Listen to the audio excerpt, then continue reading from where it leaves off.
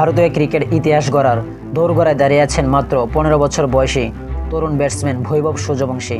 আয়ারল্যান্ডের বিপক্ষে প্রথম টি-20তে সুযোগ পেলে তিনি ভেঙে দিতে পারেন শচীন টেন্ডুলকার দীর্ঘ ৩৭ বছরের পুরানো রেকর্ড, হয়ে উঠতে পারেন ভারতের সবচেয়ে কম বয়সে আন্তর্জাতিক ক্রিকেট অভিষেক করা খেলোয়াড়।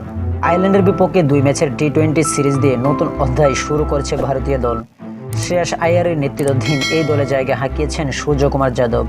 সে স্কোয়াডেই প্রথমবারের মতো জাতীয় দলে ডাক পেয়েছেন বৈভব সূর্যবংশী।